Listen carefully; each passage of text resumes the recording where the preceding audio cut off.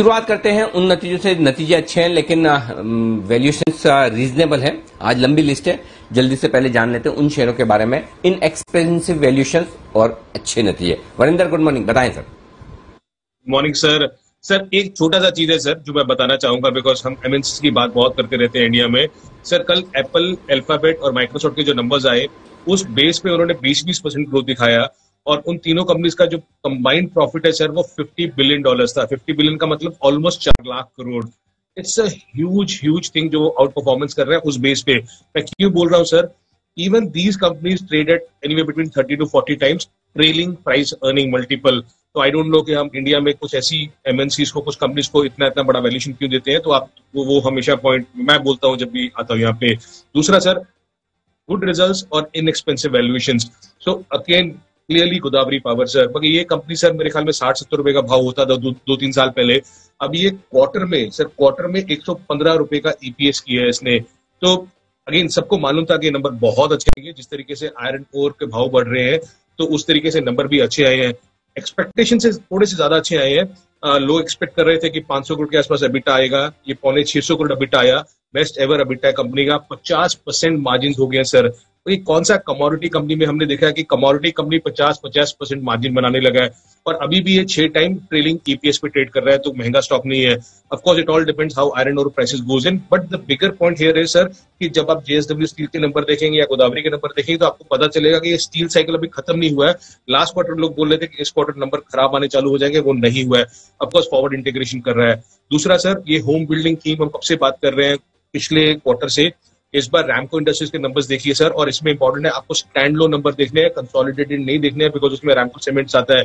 तो stand loan में number sir, मगर अगर मार्जिन की बात करें तो 19-20% मार्जिन आया कंपेयर टू 10% क्वार्टर, तो बहुत अच्छा ग्रोथ आया। इवन कोविड के कारण भी, कोविड को हटा के भी नंबर्स बहुत अच्छे हैं। 25 करोड़ लास्ट क्वार्टर प्रॉफिट किया था, इस बार 57 करोड़ आया। और सर ये अभी भी मेरे ख्याल में अगर आप स्टैंड लोन भी देखेंगे ना तो ये ट्रेड कर रहा है कुछ 20 टाइम टीटीएम स्टैंड लोन पे। बट इसमें इंपॉर्टेंट क्या है सर कि इसका 3,000 करोड़ का मार्केट कैप है, उसमें कुछ 6-6,500 करोड़ का तो रामको सीमेंट और अदर रैमको ग्रुप कंपनीज पड़ी है। महिंद्रा लॉजिस्टिक्स में सर दो चीजें जो अच्छी हैं, एक है कि margin improvement her quarter and quarter हो रहा है। तो इस बार जो बेस्ट मार्जिन आए इस कंपनी के 5.5% मार्जिन आए कंपेयर टू 4.7% मार्जिन जो क्वार्टर एंड क्वार्टर थे। पर इसमें और भी जरूरी चीज क्या है कि sir non Mahindra supply chain management जो रेवेन्यू है, एससीएम जिसको बोलते हैं हम लोग, वो रेवेन्यू ज्यादा बढ़ रहा है compare to the Mahindra business. तो इनका फोकस यही रहा है कि कैसे मार्जिन इंप्रूव करें, और दूसरा कैसे नॉन महिंद्रा जो है उसका रेवेन्यू शेयर हम बढ़ाएं। तो वो दोनों चीज अच्छी हो रही हैं। और सर कल डॉक्टर रेड्डीज के बाद आज जो फार्मा के नंबर्स कल मार्केट क्लोज होने के बाद टोरेंट फार्मा और ग्रेन्यूल्स के नंबर आए, एटलीस्ट वो नंबर अच्छे आए थे या इनलाइन आए थे, उतने खराब नहीं आए थे जैसे डॉक्टर रेड्डीज के। सो आई एम होपिंग कि हाँ भी आज फार्मा उतना खराब नहीं जाएगा। ग्रेन्यूल्स हम सबको पता है कि इनएक्सपेंसिव वैल्यूएशंस है, और इस बार नंबर सर अच्छे आए। 21 से 22% मार्जिन एक्सपेक्टेड था, उसके सामने 23.5% मार्जिन आए। तो numbers were better what street was expecting.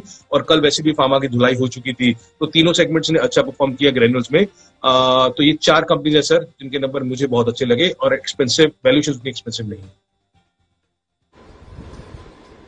बिल्कुल, तो ये अच्छे नंबर्स की लिस्ट आपके सामने, लेकिन जो कमजोर नंबर्स आए, रिजल्ट्स खराब है, उनके बारे में बताएं वरिंदर। इंडिगो की बात आप सब कर चुके हैं सर, तो उसमें मैं ज्यादा नहीं घुसूंगा, बिकॉज 6 क्वार्टर से लॉस कर रहा है। 6 क्वार्टर का लॉस देखें तो इस बार सबसे ज्यादा बड़ा लॉस आया है। दूसरा डिक्सन सर, मैं हमेशा बोलता हूँ कि अच्छा कंपनी है, बहुत अच्छा कंपनी है, बट अच्छा कंपनी और अच्छा इन्वेस्टमेंट दो अलग अलग चीजें होती हैं।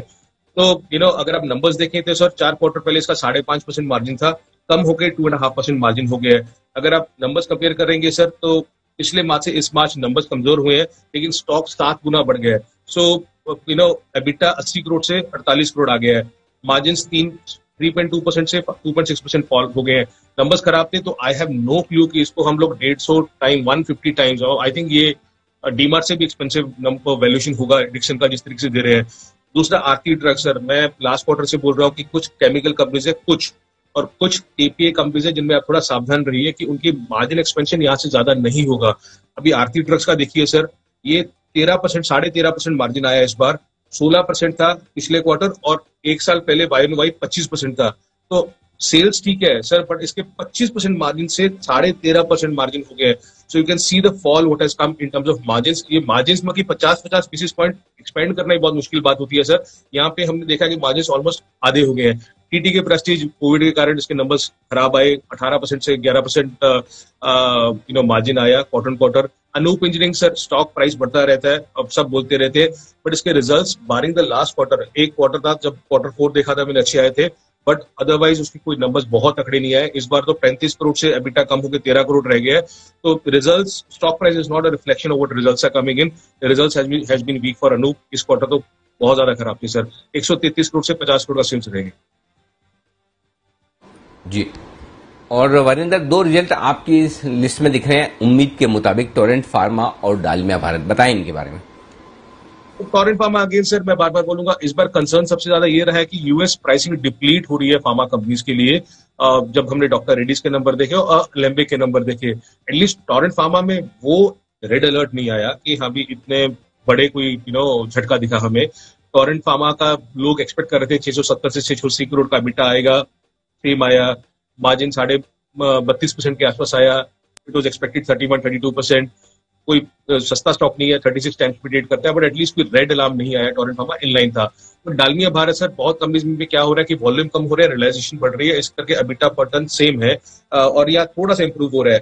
तो इसमें भी ये हुआ सर कि आप देखेंगे कि सीमेंट का रियलाइजेशन बढ़ा, सेल्स का वॉल्यूम गिरा, मगर सेल्स वॉल्यूम और down 23% quarter quarter, but cement का रियलाइजेशन 8% ऊपर था क्वार्टर क्वार्टर, इसलिए एबिटा पर टन 1450 के आसपास आया। बहुत सस्ता स्टॉक नहीं है सर, 14 टाइम पे ट्रेड करता है ईवी एबिटा पे 22।